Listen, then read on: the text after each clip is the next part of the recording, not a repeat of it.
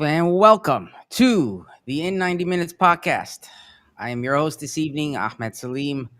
Alongside me are three very supportive gentlemen who support this team week in and week out. John, David, and Misael, how's everybody doing? We're just going to jump right in.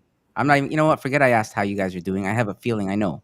So, with that said, thank you to all of you who are watching, supporting the show. If you do not already, please make sure to follow, like, and subscribe to our social media channels. You can follow us on Facebook, X, Instagram, TikTok, Twitch, and Blue Sky as In 90 Minutes Podcast. And for those of you who cannot watch us live, you can always consume the podcast on Spotify or Apple Podcasts. And I think that's the quickest I've done that so far. So, with that said, gentlemen, before we get into the topic of the day, is there anything we need to talk about as far as the around the league going, or how your weekends were outside of the obvious? So, who wants to go? I'll go first. I just, overall, all right weekend. Obviously, we'll talk about the football sense. Um, everything's happening. With OCB, we should mention that we once again had the Florida Derby. Boys went down to um, their pop-up stadium down there. The end result was 1-1. And then in the extra point for PKs, Orlando City took it in 5-3. For those that are not familiar, MLS Next Pro does sort of like a hockey thing, where if the game is tied, they go for an extra point in PKs, and the boys took it in perfect. What is becoming a tradition down in Miami. They started a fight after they lost. They got beaten like rabid dogs, and no spitting that we know of. But, classless nonetheless. Yeah. You gotta behave like a professional. They say the fish starts rotting from the head. So if the first team can't give a good example, we can't expect the reserves to behave as such. So with that, that sums it up. The boys are in the hunt for a place in the postseason. So I want to say this Brazilian kid. I don't have his name right now. Starts with a T. He scored the last two games, and I'm very impressed by him. I think that he was a highlight. Everybody played great. No, nobody that jumps at me that I can say, oh, this guy was, but defensively we were very concise. I loved the way we played. We hit the crossbar twice, and I think that quite possibly we could have taken the win. Our goal was such a beautiful piece of team building and understanding when to be selfish and when not to be, and that got us the result that we had. And I gotta say, I'm very happy about what's happening at OCB. And the what was said during the broadcast is that OCB is in transition. It's in transition because next year is gonna look very differently. A lot of the familiar faces are probably gonna take a more permanent role with the first team, and unfortunately, some people are going to move on to make room for some kids from the academy that have shown that they deserve that opportunity. So that's pretty much it about OCB. It's the one that scored. I think is how you say his last name. Thalles. Tallis, right? Yeah, Tallis. Yeah, brother. That impressive. He's here on loan, and from Brazil, and the kid just super humble. He understands that he has to work. Nothing's gonna be given, and I really like that attitude. Doesn't look like somebody that is like, oh, I'm Brazilian, I'm better than everybody else. He's just working his way, and I like the attitude. I like the fact that he celebrated with all his teammates equally, and to me, uh, the yes, you need talent on the pitch, but you also need that talent as a person outside of the pitch. And when you show that level of maturity, you are basically setting yourself for success down the line in I life. just the thing with OCB I can't wait is to see Ellis play more. The dude's just dirty. I mean, he's the one I'm watching the replay because he of the goal from OCB. Because I only saw it yesterday during the match. The dude had multiple times where he was supposed to be holding the ball up, and I mean, it's sounding kind of like a backhanded compliment, but he was supposed to be holding the ball up. Then nobody came to him, and he just out dribbled like 3 or 4 Miami players. I mean, this dude is just if he finds any more speed, he'll be on the first team and giving Ojeda a run because the dude is You're talking about Ellis, right? Ellis. Yeah, the Yeah, dude is with the ball on his foot. The dude, he is just it's just he's simple. It's almost to compare him to a player everybody would be familiar with would be like Ricardo Kaká, where he just did the simple things, had a little bit had quicker feet. It's very simple things with Ellis that he just does extremely well. Now, if the dude can find a little bit more speed, he will be on the first team playing every match. a lot of speculation is on Ellis because he hasn't signed with the first team. Some people are saying that he's gonna leave. Some people are saying that he's just waiting for a better opportunity. Some people are saying that he's gonna get sold to an overseas club. So we don't know. I mean, there's a lot of talent on this young man. Academy product. Once again, our scouts in the academy keep nailing this young man. That sounds horrible. They keep finding these guys. They just say that they keep finding this talent and bringing them along. And so yeah, so I'm very happy, very excited for what's And to the come. next match, there's only 3 OCB matches left, 2 home matches, 1 away. Next match is geez, it's already late September. This Sunday, at home, Osceola Heritage Park. I'm gonna try to make. If I don't make this one, I'll definitely be making the last home match of the season. I want to try to make both. When's the last home game, by the way, John? Oh, give me 1 second. Yeah. I'm sorry, I put you on the spot, brother. I would love to I go had it to. pulled up, and then I'm like, I want to see that goal again because Ellis did not have to pass the ball off. He could have taken a shot because he was No, for 1v1 with sure. the keeper and went with the Definitely easier route. Last one is October 5th against FC Cincinnati 2, 1 o'clock. on a Last Sunday. match. Sunday, yes, sir. Sunday. Do we play the day before? The first team. Does he play the first team play before? Yes, that's the No, that's the next week.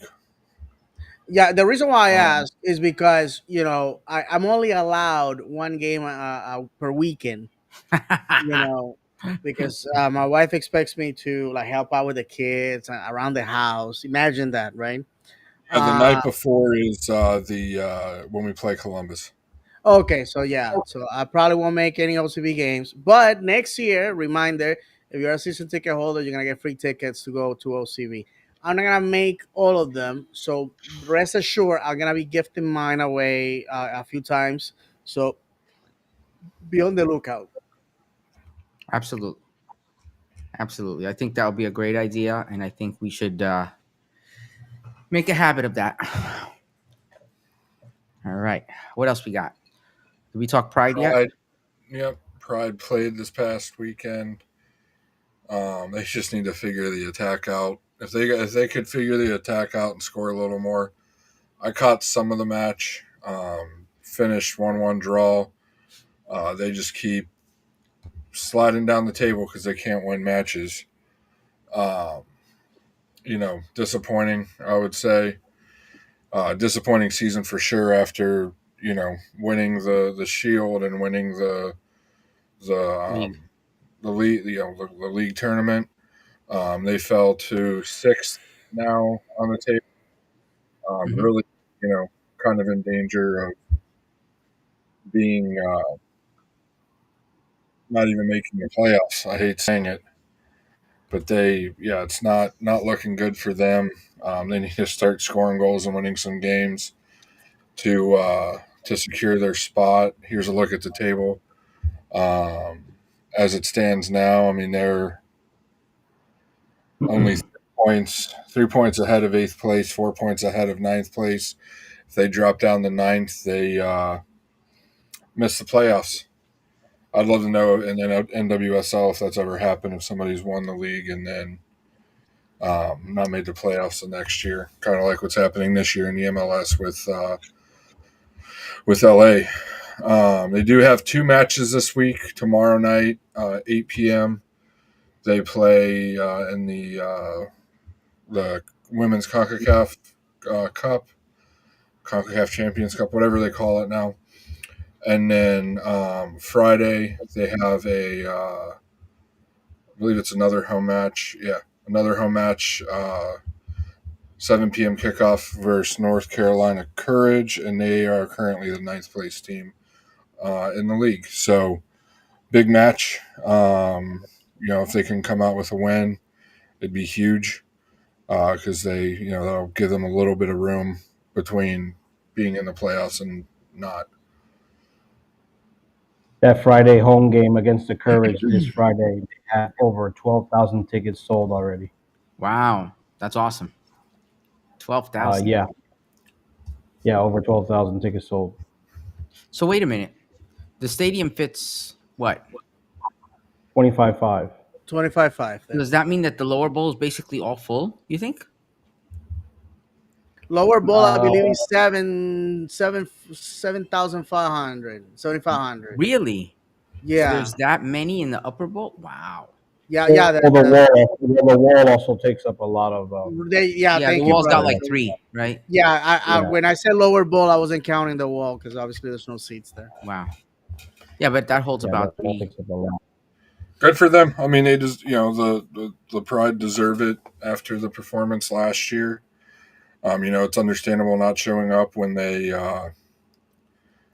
before last year how the performances were season after season, but they've been making moves. They had, I think it was just broken by Chelsea. Didn't see if that transfer went through or not. But we had the Pride had the world record for most expensive transfer ever. That just I think this was her second match this past week. So and then Barbara Banda, unfortunately she's injured, but they have her 2 years in a row now. She's been on the short list for Women's Player of the Year. So Also, they have their championship rings on sale. They do have a fan ring, which is only $50. If anybody wants to get that, they do Nice. have a little bit of. They have a couple of them that are a little pricier. I think in the $200-300 something range. But they do have a $50 one for the fans at shoporlandopride.com if anybody wants to. I'll still say the same thing I say about the rings. Make them a giveaway.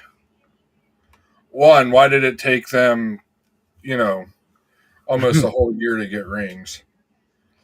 That's usually first, second home match of the season that they come out. And then, to me, the match that they presented them, all fans in attendance or the first however many fans in attendance, should have gotten a replica ring that, those $50 ones probably cost them $10 to make. Just make it a giveaway and then put it on sale. Just like with the men's team when they had the U.S. Open Cup. And we didn't even get the option of a $50 ring. It was either, 500 and something. That thing was like $300 something. Yeah, dollars. Bro, it was out of my price range. Like that racket they have in high schools, the senior class ring. I never bought one, thank God, because everybody that I asked, they're like, oh yeah, that thing's just sitting in my jewelry box somewhere, Like nobody wears those things. I mean, who bamboozle 17-year-olds that, hey, buy a ring, you graduated high school. Like, come on. I mean, like, nobody, never mind. I'm sorry. Do they still do that today? What's that? Do they still do that? bro. Listen, my Yeah. son will I be mean, graduating. the jocks that peak in high school have to have something to be, remember their Yeah, glory. yeah, I guess those guys, but Yeah. my I oldest graduated son, high school like 25 years ago, so I don't remember. between colleges, emailing, sending him stuff in the mail, and that, it's just, listen, it's just, my wife forced him to get pictures, which is great because it's a nice thing to have in the future. I'm glad that my parents forced me to get those stupid pictures because now I have something to remember them. Do you have the ones? Do you have the ones that I have from like the 80s and 90s with the lasers behind you and all that stuff? No, brother. Mine was simple. Mine was like with the cap and gown and a picture with my parents who look super young, super young. My dad, my mom and dad. No, my dad was in his early 40s. My mom was in her late 30s. So looking at them now, I was like, oh, you guys were like kids. I mean, in that picture, I am older.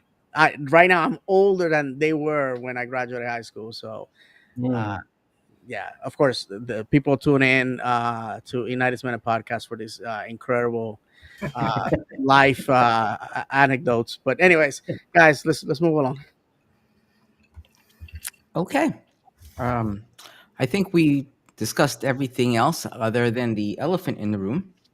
Oh, before So, we go, I'm oh, sorry, brother. yes, please. Um, our good friend Ramiro Enrique had his debut in Saudi Arabia. Obviously, did not go their way. Um, it was making the rounds in social media. Last game in MLS against Messi, first game in Saudi Arabia against Ronaldo. I mean, this kid is just rubbing elbows with, uh, you know, uh, sports royalty, or at least best known players. So we just again wish him the best, man. I watched the highlights. I think he did fantastic, but his team just lacked the talent. I'm sorry, unfortunately, to beat these guys, and also there's I'm forgetting something. There was something critical. Oh yes, that we were talking about. Orlando was voted as the number 2 city for soccer, for football here in the United States, and I'm trying to find that info real quick. This ranking was done by Wallet Hub. It's sort of like a marketing company that does surveys, and Orlando ranks as the second best city for soccer fans in a recent study. And it's basically in best performing MLS teams. Is number 3, number 2 for best performing NWSL teams, number 2 for season ticket price for MLS. Shocking, as much as we have criticized the club for that. First lowest season ticket price for NWSL games, fifth highest in MLS stadium capacity, meaning how many people actually go to the games. Second highest in NWSL stadium capacity. Tied to number 1 most engaged MLS fans. So congratulations, everybody. And number 1 most engaged NWSL fans. Congratulations, everybody. So that's to me that's critical. We say it all the time. Unfortunately, we don't have the silverware to match the burning desire that we have in our hearts, but with that, I guess we can talk about the. I want to touch on the Yeah, yeah, Ramiro brother. because we got reported numbers from what we got from him. So apparently the club received, and this is what they took home after his fees to the prior club were paid. We took home about $3.3 million, Yeah, to Banfield. That's this one. which means the total sale was for about 5.5, which is the third highest in the club, in clubs in our history. Um, but I know I'm not the only one. A lot of people are questioning the move. Was it good for the player? Yes, but how many how many everybody here and most people watching, I'm sure, have full-time jobs or have had full-time jobs, and how many times does an employer actually do, hey, this is going to benefit this employee, let's do it. The club's supposed to be in the business of winning matches and winning trophies. I'm tired of hearing oh, this is what's best for the player. And I'm not saying we should, essentially hold players captive if they want to leave and everything. But this late in the season and us not be able to make a corresponding move to it, really hampered us. If Duncan gets injured again, because the last, year and a half he's been injury prone, that leaves us with Luis Muriel as our only senior team striker. And then Shaq Mohammed. Yes, Shaq's decent, good on OCB, but still hasn't shown anything on the senior team. I really question the move and really want to know the reasoning behind it, and not just the simple excuse, oh, it's what's best for the player. Well, good. Our front office isn't running the player, isn't the manager for the player. They're supposed to be managing a team to, try to win trophies. And I really feel like he could have made a difference Saturday. Duncan was cramping up, and by the 60th minute he was cramping up, and still played another 18, 19 minutes, I think, after that. I don't know, just something that really took a nerve on me from Saturday. Yeah, Shaq actually played with OCV, so kudos to him. He went out to DC, played, came back, played. Well, not came back. I mean, went down to Miami to play. I right now, be honest, if it's not Shaq, is Muriel, and if in the event, God forbid, and I'm banging wood over here. Yeah, we're gonna be in a lot of trouble, guys. We're really, really, really gonna be in a lot of trouble if that's the case. So let's hope that doesn't happen. Yeah. Anyway, so this past Saturday, September the 13th, we went on a plane up to DC, to Audi Field at 100 Potomac Avenue. We went up against DC United, who at the time, I believe, was in 15th place, weren't they, gentlemen? Place in the East. That's when we played them. That Yep. last. 50. Yeah, they were last. This, I mean, listen. When we spoke about it last time, I said one thing: DC has nothing to gain at this point, but what they have is everything to gain by ruining our day. And once again, what did we do?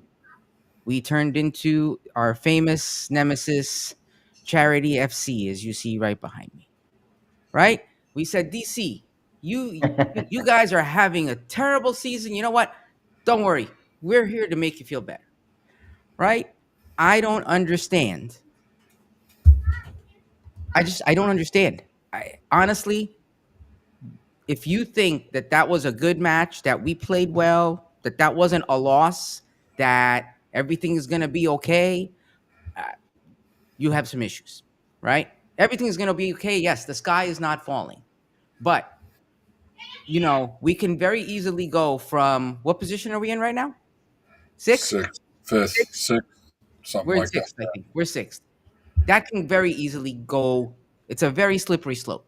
We're climbing a mountain right now. It's like we're climbing Mount Everest with a bag full of rocks, and we have somebody behind us putting another rock every step we take, because every game, this was probably the easiest of the games we have coming up.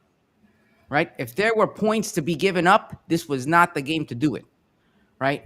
Our chances are dwindling.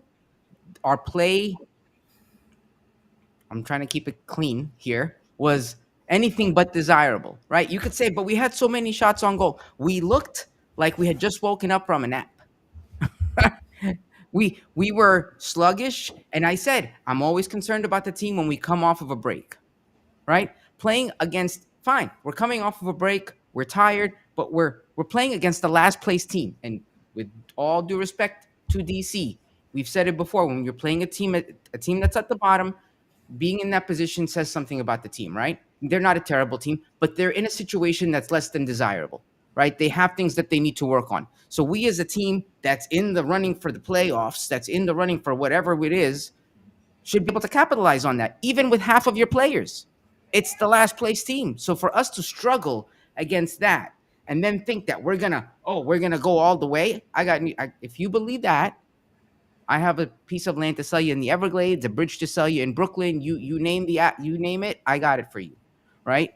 Because that ain't happening. If you think that we're gonna finish in the top four, we should be in the top four right now. We should be in the top four right now. I think if we had won that match, I think we'd be tied with Nashville, and they're in fourth. Yeah, we are 4 points away. Yeah, so we could have been like fourth, fifth. If we don't win every single 2 match points we away. have coming for us, I don't even know. Could we make the playoffs? Yeah. And, chances are, if we look at it mathematically, we'll probably make the playoffs.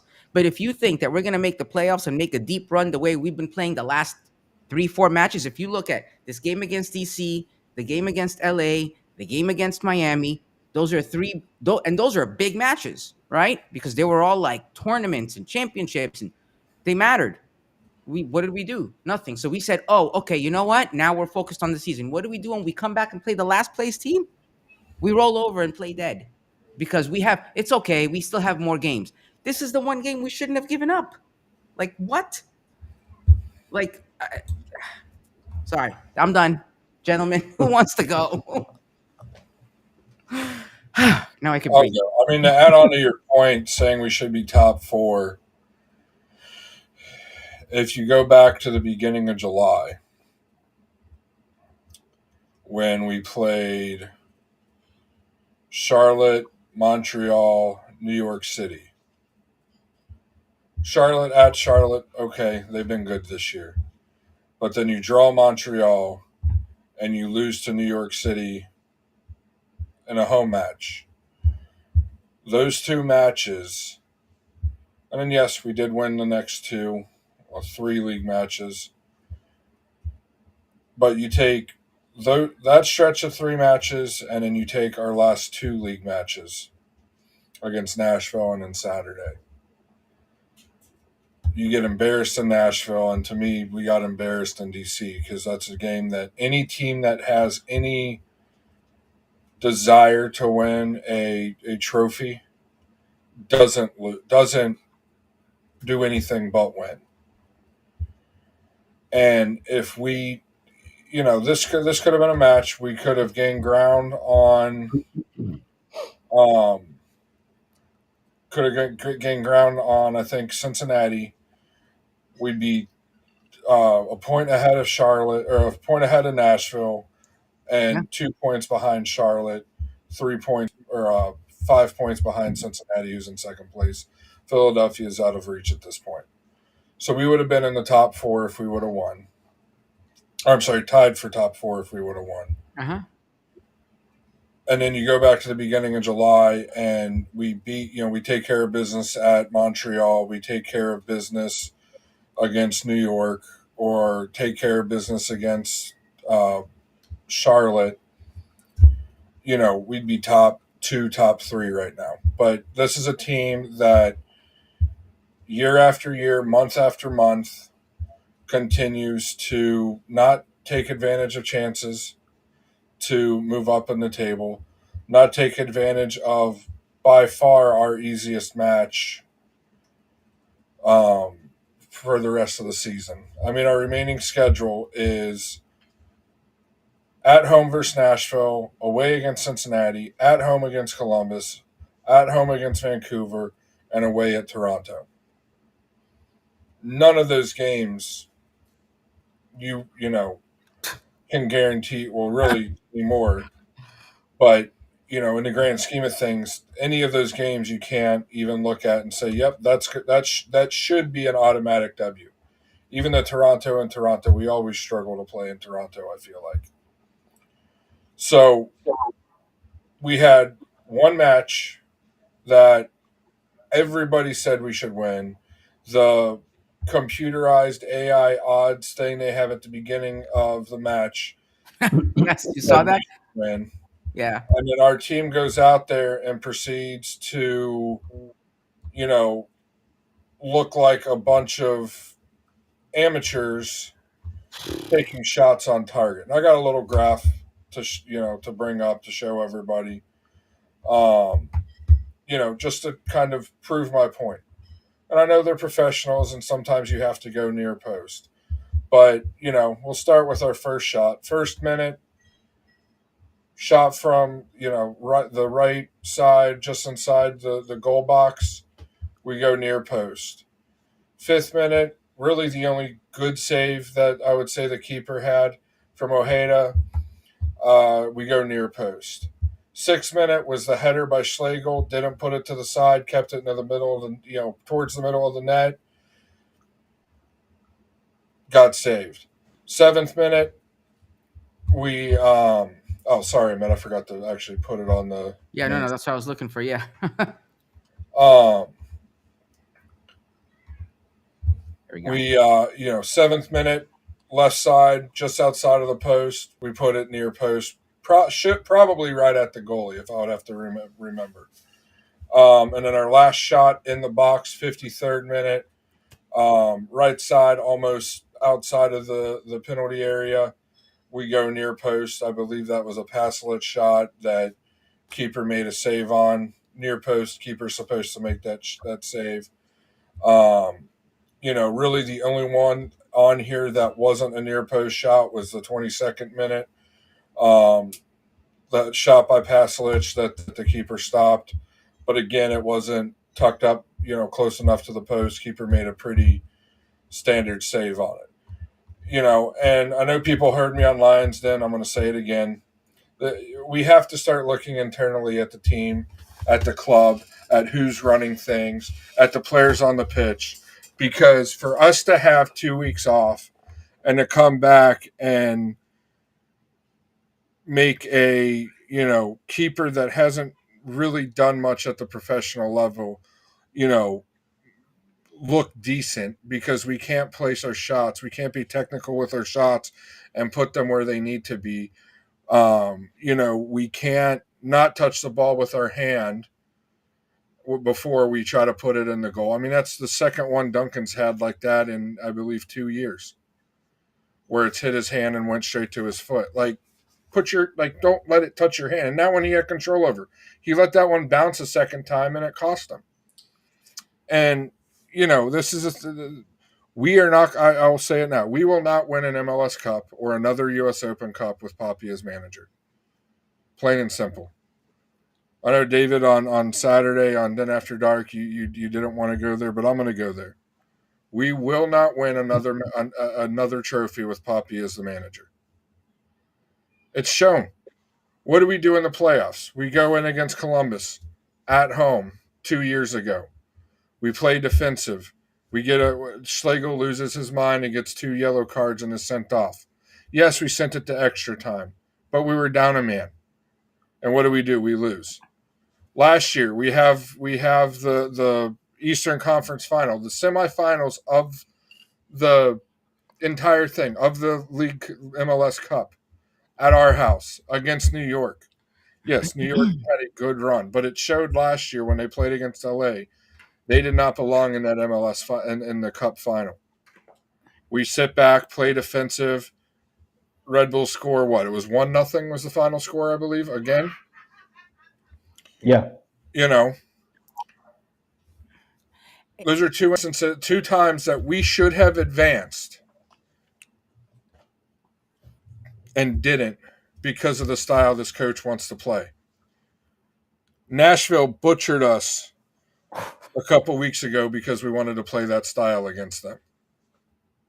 They have the guy, in my opinion, that should have been the U.S. coach after Berhalter left.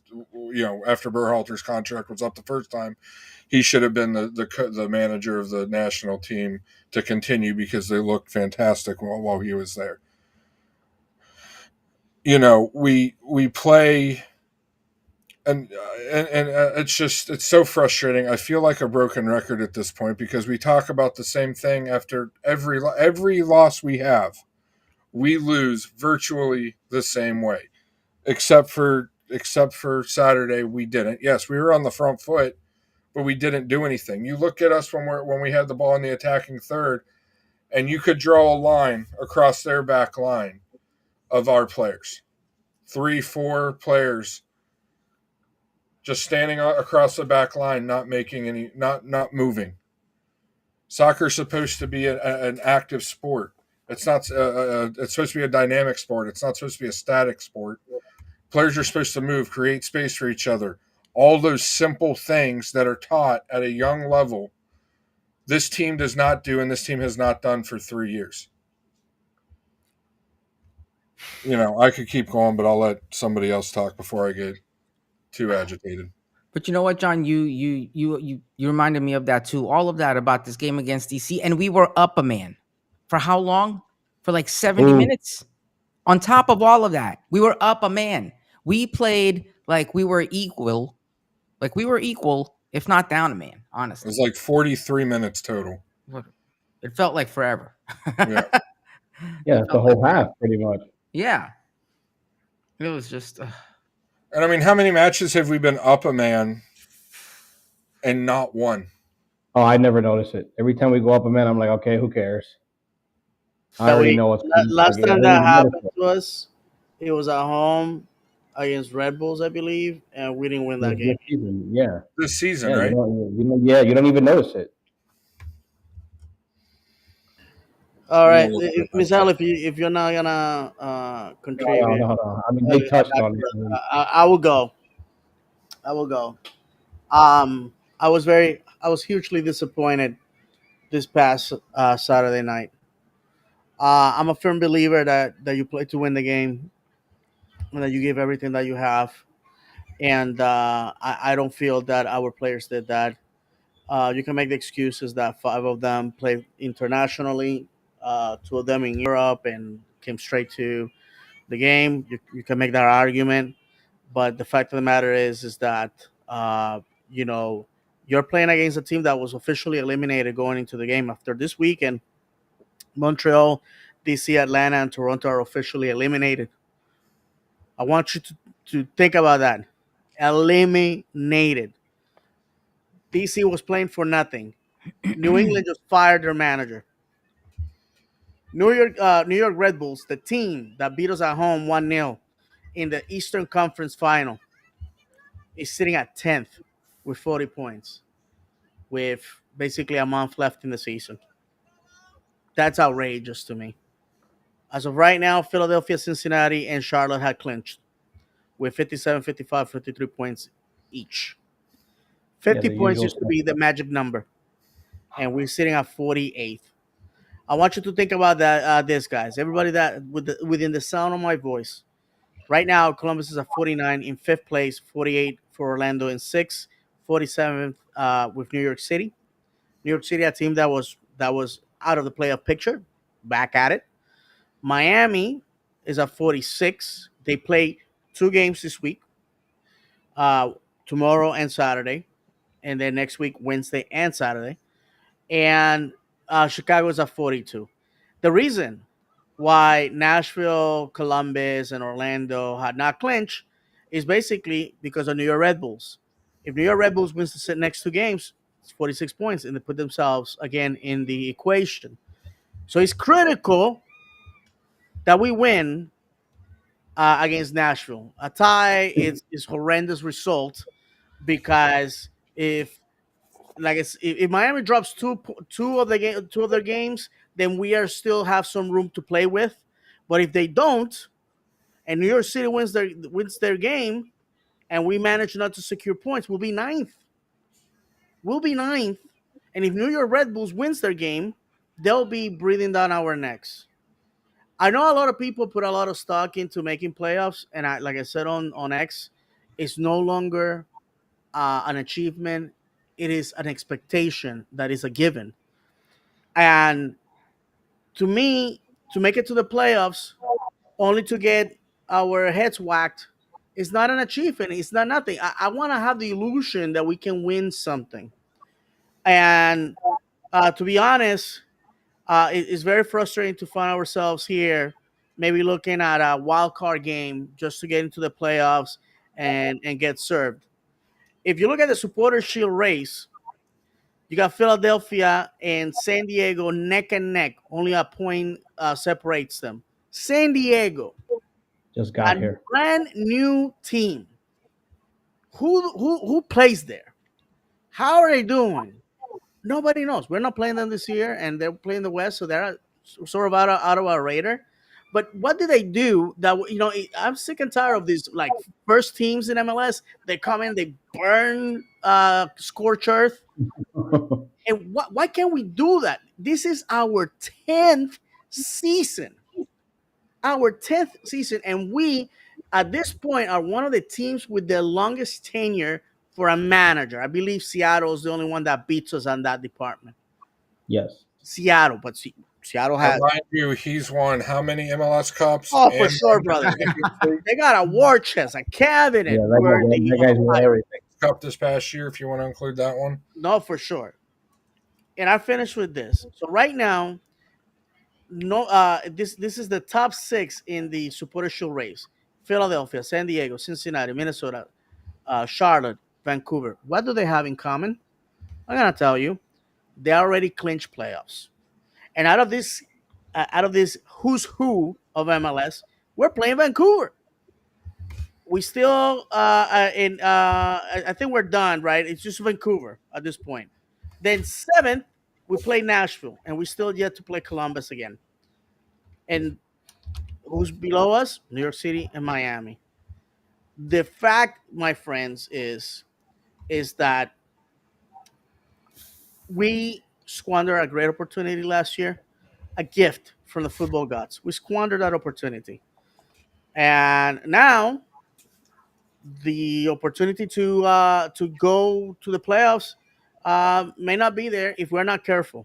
I want to remind everybody that twice in the Oscar Pareja tenure, we went down to decision day, to the last game to make the playoffs.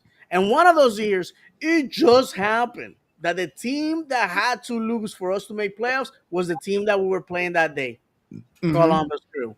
And Columbus Crew, while embarrassing, while disappointing for them that day, they have won 2 MLS Cups in this decade. Something that we can't say. I have to say that what we saw Saturday had a lot of people angry. Because how do you lose? And I know it's a tie. I was gonna say we didn't lose All right. technically. To me, Feels it feels like like Still it. drop To me, it points, though. feels like That's all to me. That's all that matters. We drop points. right. To me, like Ahmed said, if you're gonna drop points, you can't drop points to the team that quote unquote was a pencil in W. To quote our good friend Alex Brown from Orlando Lions, then 3 points at the beginning of the season, 3 points at the end of the season, they'll count the same. We have an attitude in the fan base that when we lose at the beginning of the season, they need to gel. They're just getting to know each other. It's just the beginning of the season. There's a lot of football to be played. Well, guess what, buddy? Guess what, friends? We got what, 6 weeks? Wouldn't 5 you games want to left. go back? Thank you, brother. Wouldn't you want to go back and collect those points dropped against Montreal and Toronto and all these other teams that are not even gonna make an appearance? We got 2 points from Montreal this year. Wow. The team that is dead last. We went to Atlanta and laid an egg on a team that was vanquished. No, friends, we can't. We can't continue with the same story. I gotta tell you, my perception is that Chicago, we only got 1 point from. I'm just looking at teams that are Are out you of the playoffs right now on our serious? schedule. Yeah, See, this is what happens when you get They old. were. We drew them back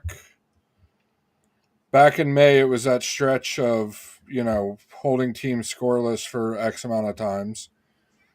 New England, they just fired their manager. We had that 3-3 Right. draw here. Which Listen, they already called. They already gave I had a phone call to Jim Curtin. Yeah, Listen, if it would be embarrassing if we play Nashville a third time, this time at home, and we lose. It would be embarrassing because these teams are. I couldn't believe Saturday night this past weekend how teams around us are just like losing, and what keeps the illusion that things are not as bad as they should be is the fact that teams around us drop points. Otherwise, if everybody else was playing to the level that their positions say they should, we wouldn't be talking about playoffs at all. And I know a lot of people are saying, "Hey, come, regardless of how we finish, come December, we're gonna clear the decks. It's gonna be the Ricardo Moreira era, all that." That's cool, but I want to win now. I wanted to win last year. I wanted to win the year before that, because every time we make playoffs, I get hopeful. I get hopeful. It's like when you're home at 2 o'clock in the morning and you get that text, "Are you up?" You know what I'm saying? You don't go, "Hey." Hey, You know what I'm saying? hey, She wants to discuss politics. You know what I'm saying? No, if that text comes in, it's time to hey. step up to the occasion. So that's playoffs. Oh my Playoffs is god. the 2 a.m. tip. Uh, And that's exactly what this is, friends. I get excited, and we have seen some tragedies in the playoffs. A few years back when Rodrigo Schlager got the red. You also have the last year broke my heart, man. It just did. It broke my heart. I, Guys, we just gotta go and do something this year with the Open Cup. I can't believe that we laid such an egg, and never mind the situation with Leagues Cup, which by the way, and I Well, we really lost that, David. We lost Leagues Cup to Miami in the same fashion that we lost to Red Bulls in the playoffs last year. We lost to Columbus in playoffs the year before. We literally got the 1-0 lead, sat back. They scored. They scored the tying goal, and it was shortly. It was shortly. I don't even remember at this point. Shortly before the red card, and we were playing for the draw. We were playing for to go into penalties. That's not how you don't win in any sports or in life by playing not to lose. You have to be aggressive. You have to be smart while you're being aggressive, which this team struggles to do. And you can't just sit back and absorb the pressure. I've said it multiple times on this show. A sponge can only absorb so much water until it can't anymore. That's what happened with Columbus at home. Remember, we went Yep. down to 10 men, and we defended. We defended when we had a minute and a half to go into PKs. Boom. And then after that, we were desperately looking for a tying goal, and we surrendered a third. Listen, John. I gotta say something that may be controversial. I guess is that our fan base is not stupid. If you watch the podcasts that cover the club, you watch the social media, and you watch any outlet where fans have the opportunity to talk. Fans know what's in front of them. Fans know what they want. Yes, that there's some crazy guys with tinfoil hat theories, or people that are like, "Hey, I just go to the games to drink and jump in the terraces with my friends, and I can't care less what happens. There's no relegation, so it doesn't matter." There's people like that. There's people, the happy Mhm. clappers, the cornhole champions that we always make fun of. There's people that are perfectly okay. The game is an excuse to party, to drink, and to get together. And if you do that, God bless you. But people that care about the football, people that want to see the team lift trophies and all that, I feel that we are at a point where we have to see something.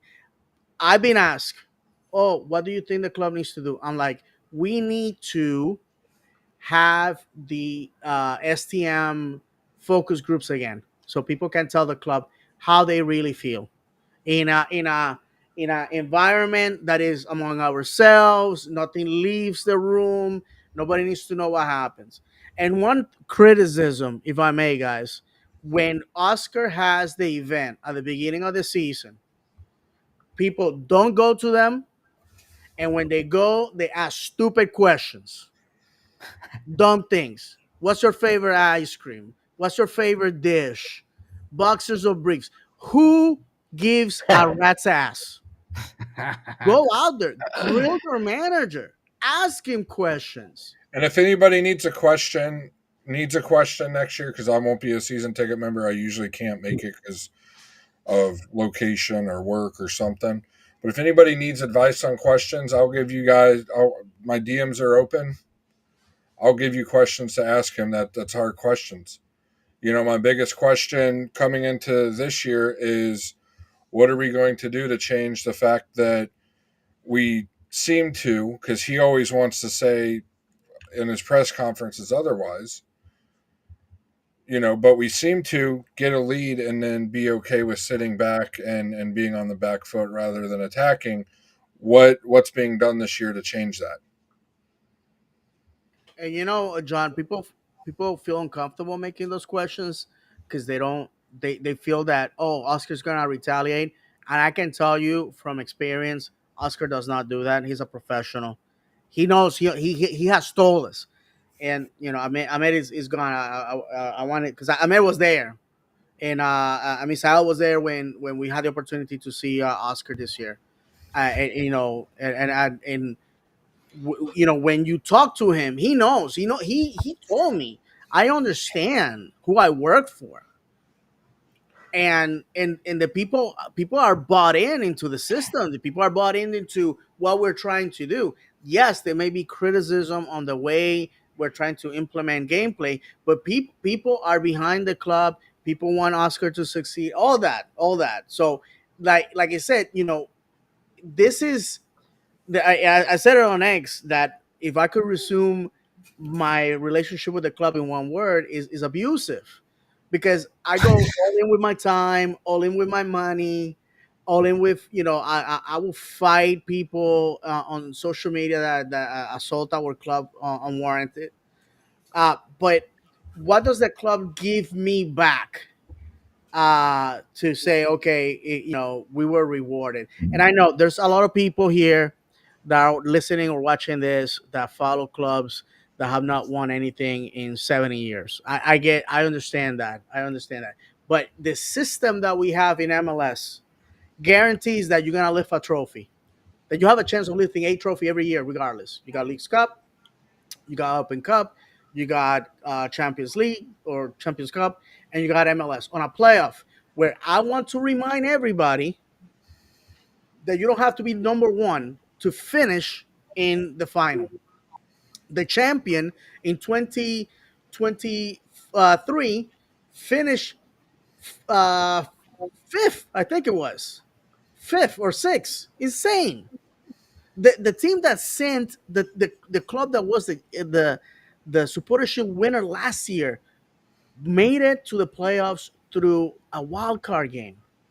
That's the pandemonium, the madness that our system is. We're truly not the best team, not the best coach team, not the one with the most talent wins. Is the one that outsmarts, is like a Survivor, outsmart, what is it? They have the outsmart, out survive, something like that. They have their Outsmart, outlast, I think is what it says on their thing. yeah. Basically, that's what you're doing here. That's what we're doing. It's like Jenga. It's just like take the right pieces. But guys, I to say that I was disappointed about Saturday is an understatement. I was more upset about that result than when we played Nashville before we went to what was the end of our Leagues Cup route. Yeah, man. I mean, the one against Nashville a couple weeks ago, we haven't played them. We've always had something else going on, with Open Cup. It was, we had the Open Cup. We were at the end of playing, 2 matches a week for quite a while. You could tell in that match our guys were just exhausted. And then a couple weeks ago we had the Leagues Cup semifinal coming up. So, we got a lot of guys were resting. Which, we on the show we had our issues with a bunch of guys resting, but that's in the past. But yeah, I mean, so moving on. You got Anything to add? No, I didn't act because you and Matt already pretty much said everything I wanted to say. I don't wanna just Come keep on, on, Misael. You can still say it, man. It feels better to say it. No, I'm gonna say, I don't want to get worked up again. I'm already worked up. So surprisingly, even though we didn't play well, Alex Freeman made team of the match day. I was just shocked that he made team of the match day because I honestly thought that it was, yes, he scored a goal, but I honestly thought it was one of his poorer matches. He really, other than the goal, to me, he really didn't have much. Yeah, he had a shot in the first minute, but he really didn't have the impact he usually does, other than that goal, which I guess as a right back is a big deal. As a what's supposed to be a primarily defensive position, you getting a goal. It was a great run by him. I'm not discounting what he did on that goal whatsoever. I just feel like as a whole it was and if you guys disagree with me, please let me know. But I just feel like he didn't have a great match at all on Saturday. Well, I agree. Yep. He Yeah, I had mean, the he effort, didn't though. play The well. effort was there. Others didn't play well as well. I mean, it was pretty bad. I mean, I will say that I gotta commend him for his commitment of going after that ball. He knew he was gonna get hit, And one thing is when you get hit, it's unfortunate, it hurts. I don't know about you guys, but I've been kicked in the head a few times as a kid playing in the yard, trying to be a Power Ranger or some crap like that. So it hurts, but knowing that it's coming, it makes it even worse. And thanks to that intervention. By the way, the ball not gone in. That's a stone cold penalty, stone cold, and that's the reason why. If it's a penalty, though, the guy doesn't necessarily get sent off, though. Really, Yeah. But Oh here's no, the thing. sorry, that's only on dogs though. No, sorry, they gave him a red card for endangering the safety or of an yeah, opponent. dangerous play. That's only on dogs though. If it's a penalty, it's a yellow card. My bad. Wow. Okay, great. So well, then oh, that's right. Never mind. I was gonna say, well, what about our penalty against Miami? But it was a second yellow. But Freeman is a good kid. He went out there and did the dirty work. We needed the goal, and he got it. He has several opportunities. And my criticism of the game, main criticism, is the fact that my old co-host in Tiro de Esquina podcast, my good friend Kenneth Ortiz, used to say something that has stuck with me ever since, where he said that if you are going to place yourself in dangerous positions and ask for the ball, you gotta finish. And I feel that we had opportunities where we could have scored, but the ball went to the weakest link in the attack at that moment. I felt in that game that if it wasn't Duncan or it wasn't Martin, that was not going anywhere. And we have seen um, we have seen several of our defenders score. Schlegel and Jansen had some incredible moments, but nonetheless, the guys that get paid to score, were absent. And I get it. We went out there and we really kept the ball in their half for most of the first half of the game, but nothing came out of it. In fact, they score on us. We went to the half down a goal. I was just like, how do you go to a place? Which, by the way, I looked on social media and everybody was saying like nobody's here. People have given up on this team. People have quit. You know what I'm saying? Like nobody in their fan base bothered. Nobody was there. People were there because they're like, I already have season tickets. Not gonna let it go to waste. I can't sell it. Nobody wants to buy this garbage. And the other one was like, hey, it's a warm night. Winter is coming. Fall is at the is a couple of weeks away. might as well enjoy a nice night. That was pretty much what it was, and they were treated to probably the best game that DC has put out in a while. And we tend to play down to our opposition in situations like this. If you want, listen, if you want to look good, contact Orlando City. You know what I'm saying? Like if you're trying to like pick up a chick, Orlando City is that guy saying, "Hey, We're your wingman. he saved my kid from choking. He paid for my grandmother's funeral. You know how it is, and when people are Well, trying to and wrap don't it up. forget, David, if you're, and this isn't trying to make a joke out of a serious issue, but if you're a professional soccer player and you're having issues with your partner having a kid, sign up for Orlando City. That's probably why we never got Ronaldinho back in 15, 16, 17. That's right, because you He know what I already think has it what, is, 9 kids he would have left here with. bro. Our stadium is built over an Indian burial ground. I don't know what it is. People come here, they reproduce like rabbits, and then all of a sudden their football quality goes dropping down. Is insane. Which, by the way, on a side note, I saw that to remind everybody that Facundo Torres left us primarily because the manager for Uruguay said, "If you're playing in MLS, you're not gonna play for me." Mhm. He wasn't even called, bro. He wasn't even called to the qualifiers. So what's the deal? And I hear that he's not doing well in Brazil. So I mean, I feel bad. I really like Facundo, and we always thank him for his time here. But sometimes the grass is not greener on the other side, like they say. Come on back. Come on back. I'll take him back with all Yeah. the firepower that we have. I'll definitely do that. He knows, he knows our address. Just hey, Facundo, you got my number. Call me. I'll go pick you up, man. Save some money on the Uber. So we can do that. Yeah. But guys, Saturday, we're once again measuring forces with Nashville. Uh, because it's our first game in 35, our first home game in 35 days. Any chance that they might rest some of their starters to begin the game since they play tomorrow Open Cup? You know what, bro?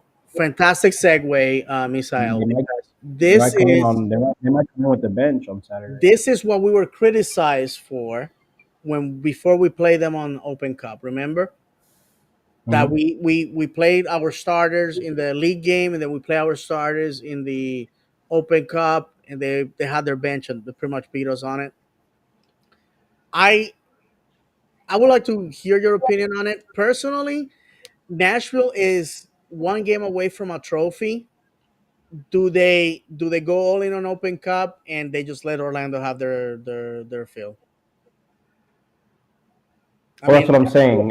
Since I mean, Saturday is a little bit away from Tuesday, but it is still a short week still, for brother, them. but So they're I wonder if four. they're gonna go. They're definitely gonna go all out tomorrow. They have to.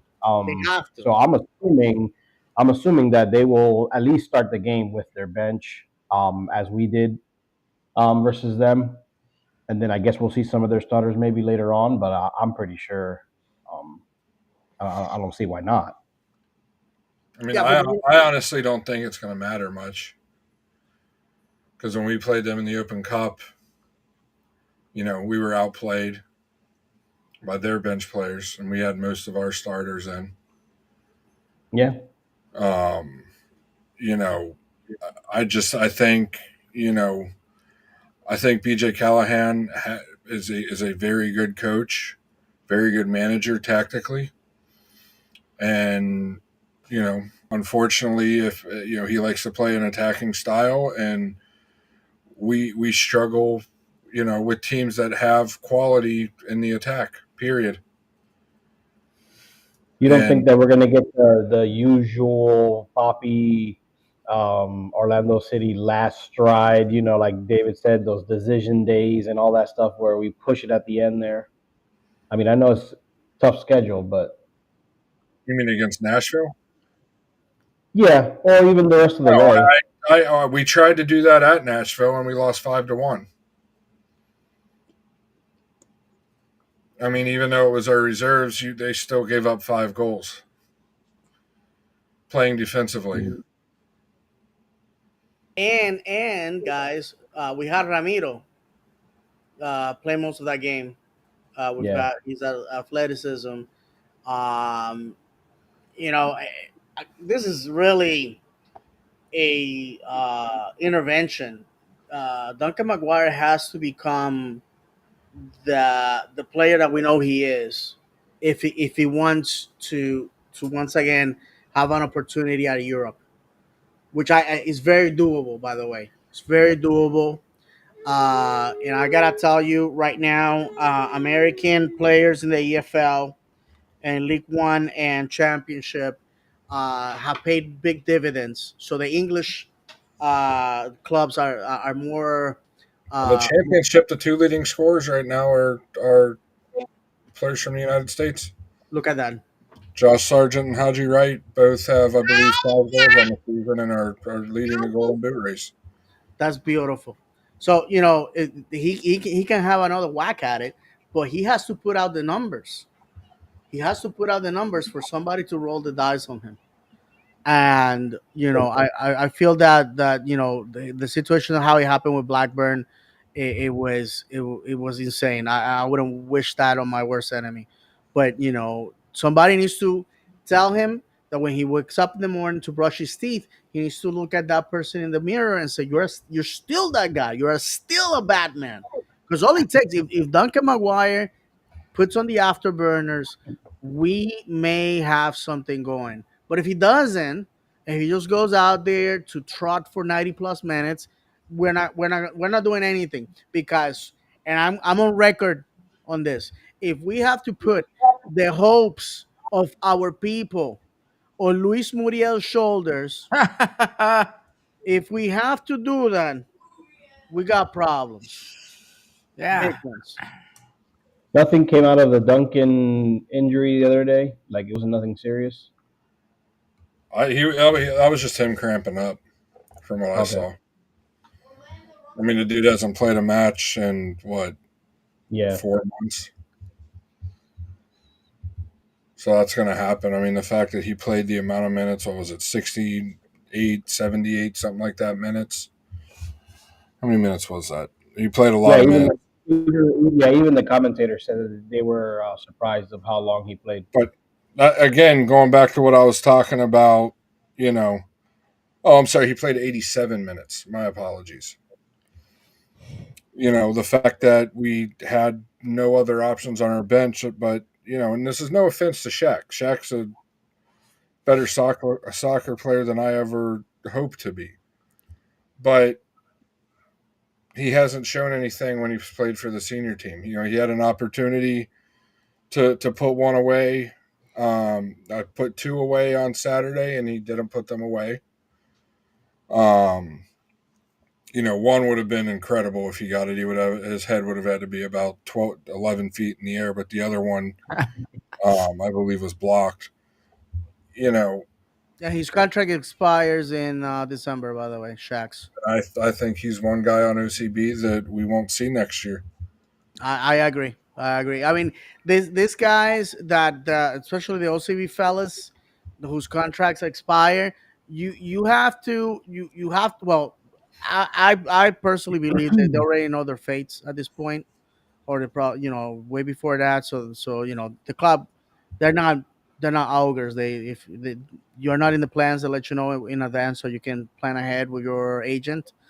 But honestly, I'm of the belief. I'm gonna be cruel when I say this, but nobody gives me the money to pay for these tickets, and nobody pays for my parking, and nobody pays for my time supporting a club that lays an egg against New York Red Bulls in a final, only to see that club get trampled in LA and then not even make playoffs this year.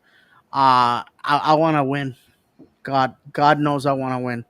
I cry at night holding my Kakastov, plush toy I cry myself at night holding it. You know, guys, I'm telling you, I'm telling you, I'm telling you, I'm telling you. I really want to win. 11 seasons in MLS. And you have to sit here and watch other clubs with less years win the MLS Cup or the Supporter Shield or the Open Cup. Not even trying. Not even trying, guys. And here we are again, 11 seasons in, 6 years with the same manager. Or no, 5 years, sorry. 5 years, 6 seasons, 5 years with the same 5 years. manager. Yeah. And here we are. And you know what makes the makes this worse than anything is that Pride did exactly what we've been screaming at the top of our lungs. Go find players that want to win now. That's what they did last year. In fact, I watch your boy You from saw him, yeah, exactly, at Columbus Columbus. Yeah. scoring on his debut. I'm sorry. No, no, no. And I have said this many times. There's a lot of talent in unknown sources. When I see other MLS teams going to African leagues, Asian leagues, lesser known European leagues, going into the EFL Championship and League One, going to the Scottish Premiership, and nabbing talent Hmm. and bringing it to MLS and being successful angers me because it seems like in our radar it's only Uruguay and Argentina and Brazil to an extent. At this point, I don't think we have any more Brazilians, but South America is not the answer. Is not the answer. Yeah, they're great players and all that, but the fact of the matter is that if everybody in MLS is fishing from the same pond, and these clubs know that these stupid Americans are gonna throw money at them. They're just gonna sell you whatever. You know what I'm saying? They're gonna sell you a three-legged dog. At a full price. I don't want to do that. And I'm gonna say that during the Nicky Budalik era, that was horrific. It keeps me up at night. Sometimes I'm driving and I think about this. I get angry. I miss my exit. I, I'm supposed to go to Davenport. I end up in Lakeland because I'm blinded by fury just thinking about those years. If you think about the greatest signings that we had was Mohamed El Munir, a guy from Libya, a guy that we had to pay a ton of money to get approved because at the time Libya was an enemy state sponsor of terrorism, sponsor of terrorism, and we brought that beautiful man, the Arabic Flash, and the Egyptian guy. I mean the center back. I can't remember his name right now. Oh, we for us? Yes. God, I'm blanking out. He went to Oh, yes, yes, yes, yes. Oh, damn, I can't think of I, his name. yeah, I forgot his name. But anyways, those guys, North African talent, Oh, I gotta look. North African talent. North Africa has a lot of great players. Tunisia, Morocco. Amru Tariq. Thank you, brother. Yeah. Morocco Tara, yeah. produces a ton of talent. We don't Wow. not look into that. And one thing that I have been screaming in this podcast for years is like, look, what about the Israeli Premiership? We've seen players come from the Israeli Premiership go everywhere else in this league and do beautifully. And I'm here sitting, frothing at the mouth because I know that we can go out there. Ricardo, if you're listening, Mohamed Abu Fani. I didn't get that. Could you try no, again? Shut up. Mohamed Abu Fani is the guy's name that I want in Orlando. Mohamed Abu Fani is the guy that I want. Anyhow, so yeah, so I don't understand why we can go and recruit. Look at Pride win and grab some great African players from Zambia. People can I don't know a lot of people that can find Zambia on the map. And we went and we grabbed one of the greatest players that country has produced, and boom, and we went and broke records, won the Supporter Shield, and won the NWSL. And she started delivering right away. Exactly. Did we have time to gel? Did they have to do? David, to your point, we do pick a player up from a lesser known league in Europe, from Croatia this year. Oh, that's right. We pick up That's Pasalic, and what right. does he do? He immediately, match one, if I Hmm. remember correctly, scores a Right, goal. scored two Yep. goals. It was a brace on a loss, Yeah. but yeah, He, absolutely, he's, he's, absolutely he's right. disappeared as of late, though. You're absolutely so yeah, and going back to Pride, did those ladies had time to gel? Did they needed to go out on a scavenger hunt for team building activities? Did they send them to like do painting or ceramics? Did they had to go to the movies? Did they had to write five fun facts about each other? None of that nonsense. No, if you work corporate like I have for years, you know what I'm talking about. Anytime we have to do team building, we have to go out there with people that we don't like, people that we don't care about, and pretend that these people. Listen, the Pride, they truly like each other, and except for Orlando, it's not a problem of team building. It's a problem. It's a problem of specifically laying down marching orders and accomplishing goals. We want to win. Tell them, Ivy. We want to win. We want I'll to win. disagree with you a little bit there, Go ahead, David. brother. You almost don't want the team to get along too well. Look at the Chicago Bulls back in the 90s, one of the greatest dynasties in sports. They didn't like each other very much. They still don't like each other very much. Well, they You, won. you hear the stories that people tell of Tom Brady when he was in New England. There's guys that didn't like him because he was, expected so much. You need to have that, in soccer, I'd say one or two players that are outsiders but respected because they are so difficult. They do expect so much, almost like a Nani. Think about when Nani was here. He was a very vocal leader. Changed. According to the piece that the podcast that Ricardo did, changed a lot with how the club did things. And Ricardo said that a lot of players were like, "Oh, thank God that maniac is out of here because Mhm. it was forcing us to be our best selves." You know. But you need to in professional sports and team not just professional sports and team sports, you need to have that person or two in your locker room. Yeah, yes, they get along with everybody, but they're a pain in the butt to everybody because they expect them, they expect greatness out of them. And right now, I don't feel like we have that person.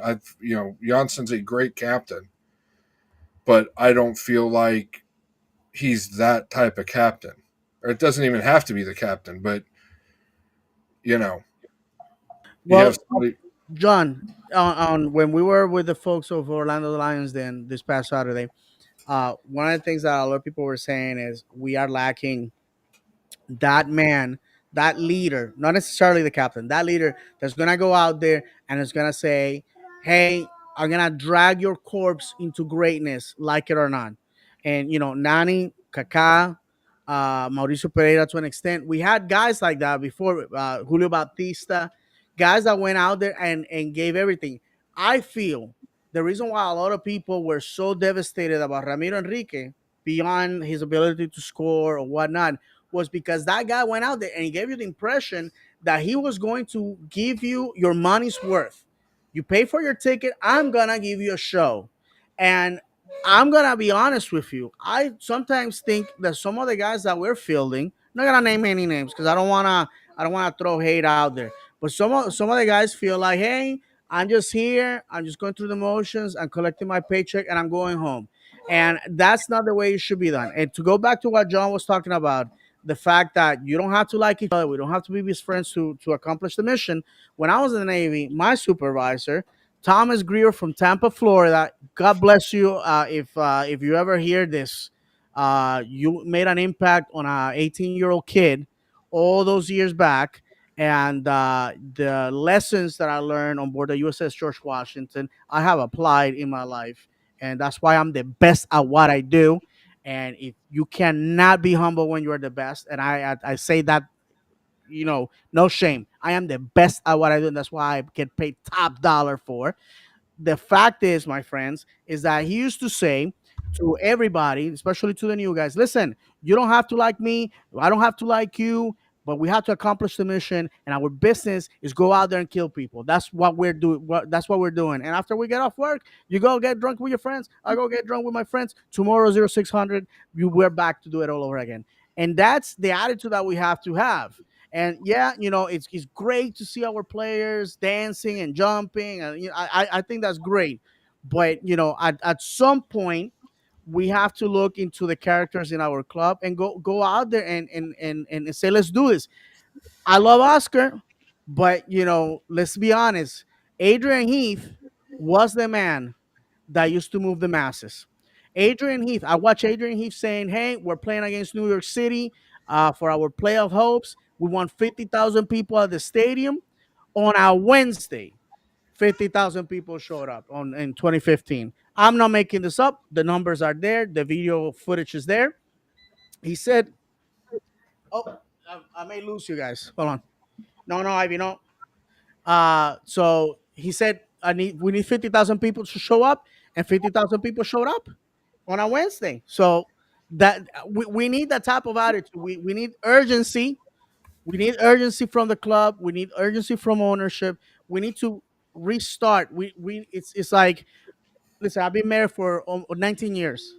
At some point, monotony sets in. You gotta find the spark again. You gotta remind each other why you fell in love, why you got married. You know what I'm saying? And that's the thing. We've been doing this for so long that people are so complacent. And if you think differently or otherwise, you're vilified. You're vilified. People want to shut you down and block you and all sorts of crap. I don't care. I think I'm on my ninth Twitter or X account, and you don't get there This by month. playing No, nice. You don't get there by playing nice, guys. Yeah, listening to that all the smoke podcast about basketball mainly with Matt Barnes and Steven Jackson. They say it on there all the time that you'd be surprised if they start rattling off a list of guys in the NBA that they played with that they said they didn't care about winning, that they literally blatantly would say it, that they didn't care. They just wanted the money and to play good enough to get a bigger check next time, and that's it. And who knows? We might have players like that here who Oh, we just might. don't I feel care. like we definitely do. I'm Yeah. not going to name names, but I'll give their position. Our left wingers won. Yeah, I I feel like mean, after the effort given on Saturday, one of our central midfielders is another one, I and it's mean, not the Steve Nash. college draft pick that started on Saturday either. If that helps. I mean, Hall of Famer of basketball, Steve Nash. Steve Nash has admitted it plenty times that he said he was just about money. Carmelo Anthony, same thing, admitted it plenty times. It was just about money. How many rings do they have? Just milk it. They don't have any. Just Exactly. milk it for as much as you can, because Yeah. Well, eventually it's when you gone. get to a point in your career, yes. But you look at the guys on our team, outside of Janssen and Gillespie and Muriel, everybody's in their, early to, mid to late 20s. Their prime. Yeah, their prime or just before their prime. Yeah. Well, I'm gonna say this before we go. Uh, I just hope that the right ears heard that. I think we known each other for years, and I think we're a great representation of what this fan base is. You got great fans in these three gentlemen, and then a savage like me, a man that is your version of the shock jock. But say whatever you want to say about me. I love the club. I want to win at all cost. At all costs. I said it. I'm the Ric Flair of this fan base. Like cheats. I don't care. I just want to win. Woo! Yeah, absolutely. I'm always having a hard time holding these alligators down. always, always, always. So what I want to see Saturday. I hope that the guys get energized, seeing our playing at home for the first time in over a month, and they go out there and put on a show. Put on a show, because these people deserve it, guys. The season's over. The season is that's it. We're about to wrap it up. If you haven't noticed, before it's September 15th. By the way, happy birthday to my mom, uh, who's our number one fan. She tells people about this podcast as if we are doing great journalism over here. And so the thing is, guys, is that before it's October 1st, is the end of the year. Basically wrapping it up. So we gotta go win. I'm not gonna be here on the show next week. Um, so it's Rosh Hashanah, the Jewish New Year. So Shana Tova to anybody that celebrates. I'll be out there howling at the moon as we always do, blowing the shofar. So we have somebody covering for us, Blackburn Jack, right? Is John? Did he confirm? Jake. Should be here. Luke should. I'm Luke, sorry. if we need him, he'll be on here. If we have three, I'm not gonna worry about bothering him and let him enjoy, his time. Yeah. Listen, So anyhow, so my apologies to anybody that is gonna be missing my wisdom. I don't blame you. In fact, I record myself and listen to myself on the way to work just to soak up more knowledge. But anyways, in all seriousness, guys, let's go and win this game. And final words before we say goodbye. My dad said it. I'm not feeling positive, but my dad, in his comment, said it. Just win. I mean, he said just win, baby, because he's old, but just win. I just don't have a good feeling about it. I mean, I literally, the way Nashville's looked this year in the attack, it's something we're really going to have to control. If we sit back and let them control possession, it is going to be a long night for us. And the last two games we had with them didn't go well for us. Oh, bloodbath. Yeah, so add that to our record the last. I mean, I hope we win. Trust me, Of course, Mukhtar is probably the player I hate the most, and yes, I hate him as a player. I don't know anything about his private life, but as a player that I'm forced to watch, I despise that. I despise him. The stupid salute.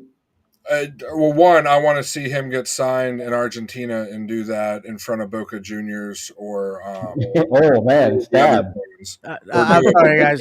I don't mean to jump in because I already finished, but as a veteran, every time he sees that, he does that. I just want to jump on the pitch and teach that man how to properly salute. And if you're a veteran, you know what I'm talking about. I want to break his wrist every time I see him do that goofy. Anyways, I'm sorry. I just needed. Yeah, no. I mean, I'm not a veteran, and it has nothing to do with how he salutes. It's just do that in any other country in the world, in front of away supporters, and see what happens. I'm not encouraging violence, but I'm just saying you won't be saluting after that. For me, it's just there's 5 games left. 3 of them are at home. Everybody, please show up. I know obviously we're only playing Nashville this weekend, and I'm getting ahead on the other 2 games, but just want to throw it out there now. Try to make it to the last 3 games at home. Like David said, before you know it, this is over. There's only 5 games left, and who knows what Orlando City we're going to see in the playoffs. So try to enjoy it now. I'm going to make a bold prediction here. 5 games left. We're winning 4, drawing 1. Oh, okay. And the one we're going to draw is away in Cincinnati. You know what? From your mouth, bro. God's here because that worries me. Last time he gave a prediction, he said 0 points, and we won all those games. What do you mean? So it's usually been the opposite. My God. And honestly, if we do the opposite of what he said, it'll be nip and tuck whether we make the playoffs. You know, And then Well, I mean, and criticize us, think that we're or me specifically is negative. Just wait if we don't make the playoffs and see how negative I am. Listen, for that, John, thanks for bringing that up. For that to happen, we have to lose 3 games. If out we of lose 3 5. games, we out of 5, and we're done. So, and that's not happening. obviously Not counting happening. teams below us gaining ground. But we lose 3 out of the 5, and that's all she wrote. I mean, listen. Can we win a majority of these matches? Does this team have what it takes to win them? Absolutely. Right? Otherwise, we wouldn't have made it as far as we did in the Leagues Cup. We have what it takes. It's just we don't do it when we need it. It's like we turn off at the wrong times. And I don't know what, like we came off from how many days off? Like 30 days. And we played like it had been like 6 games in 1 week. Like, come on. Sorry. I know Yeah, I mean, we're finishing up. I've said it before, and I know people hate it, but ever since we've been in MLS, other than the Open Cup against a high school team, we lose every big match. My wife, she was like, "How did you know?" Like with the game against Miami, whether refereeing, whatever the case was, I just told her, I said, "It's a big match. We're not going to win it, and it's hard to beat a team 3 times in a row. That's why we're going to beat Nashville this weekend because they will not beat us for the 3rd time." I hope Good you're right, teams bro. overcome bad officiating, refereeing, whatever you want to call it. Yeah, you're right. You're correct. But ever since we've been in MLS, every big game we Fact of the choke. matter is, we put with Miami is we put 1 goal on the back of the net. Fact of And the you got to matter give them. is, You got to give them at least we put 3. 1 goal on the back of the net. Yeah. You know? Refereeing But, I aside, mean, you're right. Really, the only big game that we've ever won comfortably is the semifinals against Red Bulls, which I don't know where that came from that year because if maybe it goes back to Oh, my yeah, that was Poppy knew his job was on the line. He knew. that was what 5 goals, I think.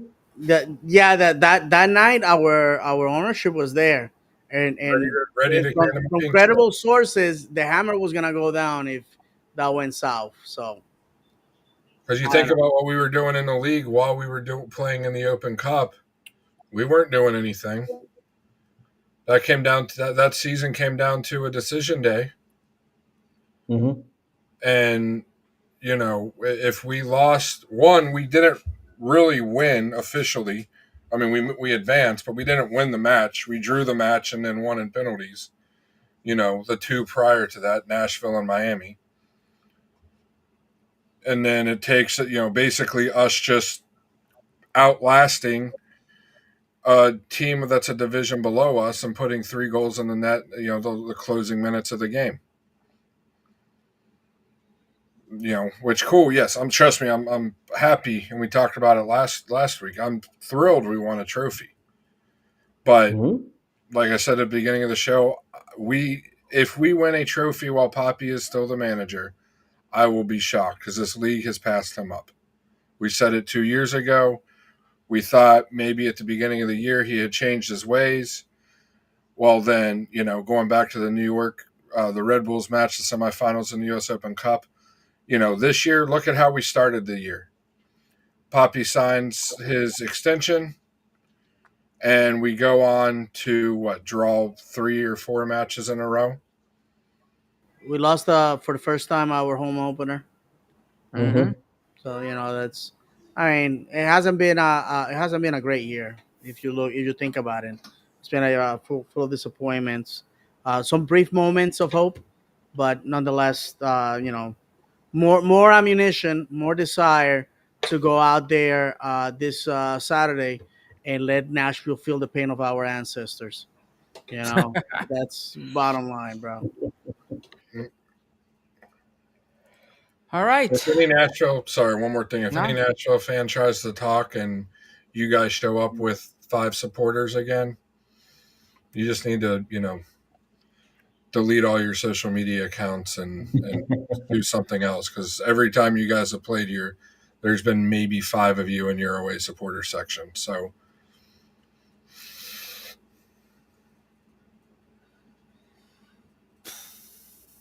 Yeah, buddy. All right. I think we're done. We let it all out. Yeah. Uh, Oh, I could still let more out if you no, I want. know. I know. It would be the extended edition of I the. think Saturday's bobblehead night, right? It'd be the In 90 Minutes podcast extra time. There we go. All right. So I guess we'll wrap it up. So we're going to leave you the only way we know how, reminding you that football is played on grass, not on paper. That football is cruel and unpredictable. That football is a pound of talent and an ounce of luck. And if you haven't cried for joy or anger over football, have you ever really footballed? For the entire crew, David, John, Misael, and myself, may God bless you. And as always, vamos, Orlando!